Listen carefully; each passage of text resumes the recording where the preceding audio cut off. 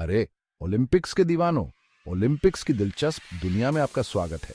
जरा सोचिए, ओलंपिक्स के ऐसे राज जानने को मिले जो बहुत कम लोग जानते हैं। यहीं अभी हम कुछ ऐसे अद्भुत तथ्यों और कहानियों में उतरने वाले हैं जो ओलंपिक्स को देखने का आपका नजरिया हमेशा के लिए बदल देंगे। ओलंपिक्स को देखने का अपना नजरिया हमेशा के लिए बदलने के लिए तैयार हो जाइए। ऐतिहासिक बातों से लेकर रिकॉर्ड तोड़ने वाले कारनामों तक हम आपके लिए सब लेकर आए हैं। सबसे पहले, क्या आप जानते हैं कि ओलंपिक के छल्ले पांचों महाद्वीपों के मिलन का प्रतीक हैं? हाँ, बिल्कुल सही सुना आपने। अफ्रीका, अमेरिका, एशिया, यूरोप और ओशियनिया। ये छल्ले दुनिया के कोने कोने से आए एथलीटों के एक साथ आने का प्रतिनिधित्व करते हैं। लेकिन बात यहीं खत्म नहीं होती। रंग नीला, पीला, काला, हरा और लाल इसलिए चुने गए क्योंकि इनमें से कम एक रंग दुनिया के हर देश के झंडे में जरूर होता है। रंग नीला, पीला, काला, हरा और लाल इसलिए चुने गए क्योंकि इनमें से कम एक रंग दुनिया के हर देश के झंडे में जरूर होता है। ये ओलंपिक के झंडे को वैश्विक एकता का सच्चा प्रतीक बनाता है। हैरान कर देने वाली बात है ना? चलिए अब ओलंपिक्स के कुछ हैरतअंगेज रिकॉर्ड के बारे में बात करते हैं। माइकल फेल्प्स के नाम किसी भी एथलीट द्वारा जीते गए सबसे ज्यादा ओलंपिक मेडल का रिकॉर्ड है। पूरे 28 मेडल। पूल में उनकी उपलब्धियां किसी कहानी से कम नहीं है। अगर आपको लगता है कि यह बहुत बड़ी बात है तो जिमनास्ट लरिसा लैटिनिना के बारे में तो सुनिए, जिनके पास फेल्प्स से पहले 18 मेडल के साथ ये रिकॉर्ड था। उनकी ग्रेस और स्किल ने पूरी दुनिया के दर्शकों को मंत्रमुग्ध कर दिया था। उन्होंने 1956 से 1964 तक 3 अलग-अलग ओलंपिक्स में हिस्सा लिया। इतने सालों तक उनकी निरंतरता और उत्कृष्टता ने भविष्य के एथलीटों के लिए एक ऊंचा मानदंड स्थापित किया। ये रही एक मजेदार बात। क्या आप जानते हैं कि विश्व युद्धों के कारण ओलंपिक खेलों को वास्तव में 3 बार रद्द कर दिया गया था? जी हाँ, 1916, 1940 और 1944 के गेम्स कभी नहीं हो पाए। ओलंपिक्स के बिना दुनिया की कल्पना करना मुश्किल है, लेकिन इतिहास अपने साथ कई हैरानियां लेकर आता है। ओलंपिक्स के बिना दुनिया की कल्पना करना मुश्किल है, लेकिन इतिहास अपने साथ कई हैरानियां लेकर आता है। ये रद्द करना हमें इन युद्धों के वैश्विक प्रभाव की याद दिलाते हैं। अब बात करते हैं ओलंपिक मशाल रिले की। यह परंपरा गेम्स के सबसे प्रतिष्ठित पहलुओं में से एक है। इस परंपरा की शुरुआत 1936 में बर्लिन गेम्स के दौरान हुई थी। इसे आधुनिक गेम्स में प्राचीन ग्रीक परंपरा की भावना जोड़ने के लिए शुरू किया गया था। मशाल को ओलंपिया, ग्रीस में जलाया जाता है और मेजबान शहर पहुंचने से पहले यह अलग-अलग देशों से होकर गुजरती है।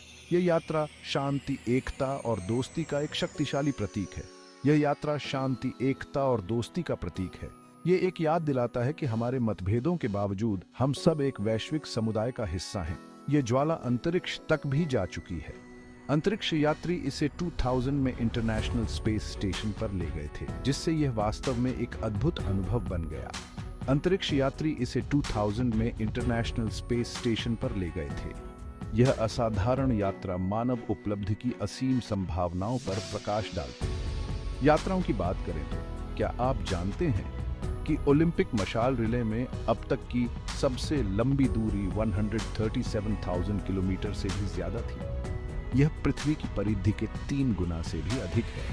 यह पृथ्वी की परिधि के 3 गुना से भी अधिक है। यह अविश्वसनीय उपलब्धि 2000 सिडनी ओलंपिक्स के दौरान हुई थी। यह 2000 सिडनी ओलंपिक्स के दौरान हुआ था। रिले ने विभिन्न इलाकों को कवर किया और अनगिनत समुदायों तक ओलंपिक्स की भावना पहुंचाई। लेकिन यहाँ सिर्फ रिकॉर्ड और आंकड़े ही मायने नहीं रखते। ओलंपिक्स मानवीय भावना और दृढ़ता की कुछ अविश्वसनीय कहानियां सामने लाता है।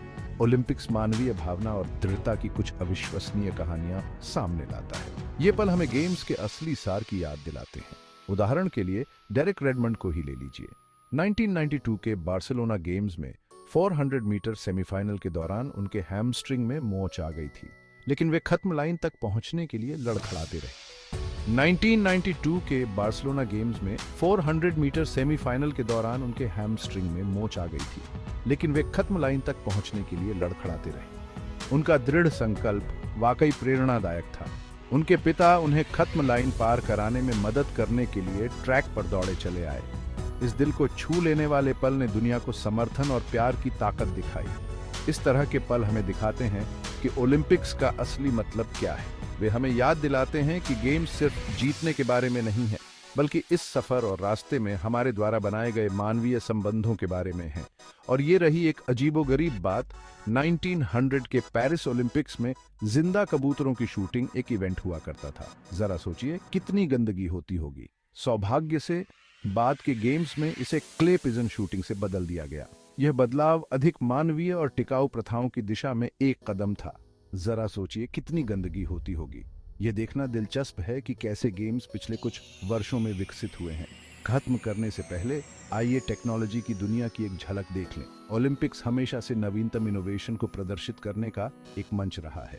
टोक्यो 2020 भले ही देरी से हुआ हो, लेकिन इसमें 3D एथलीट ट्रैकिंग और विभिन्न कार्यों में सहायता करने वाले रोबोट जैसी ग्राउंड ब्रेकिंग तकनीकें देखने को मिली। ये तरक्की गेम्स के भविष्य को आकार दे रही है।